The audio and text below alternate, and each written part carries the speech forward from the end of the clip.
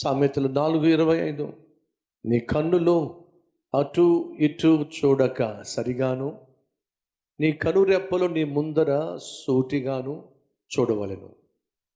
చూడండి జాగ్రత్తగా, కన్నులు సరిగా ఉండాలి. నా కుమారుడా, నీ కన్నులు సరిగా ఉండాలి.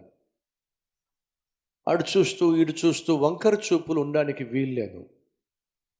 అంతేకాకుండా నీ కనురెప్పలు నీ ముందర సూటిగా ఉండాలి. దొంగ చూపులు చూడొద్దు. కొంతమంది దొంగ చూపులు చూస్తారు. ముందుకు చూస్తున్నట్టుగానే ఉంటారు, కానీ వాస్తవంగా ముందుకు చూడరు. వాళ్ళు పక్కకు చూస్తూ ఉంటారు ఇలాగా.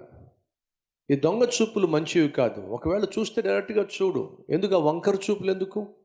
దొంగ చూపులు ఎందుకు? కొంటి చూపులు ఎందుకు?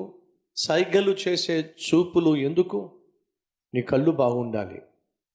నీ కళ్ళు బాగున్నట్లయితే ఆ తర్వాత కాళ్ళు కూడా బాగుంటాయి. అర్థమైందా?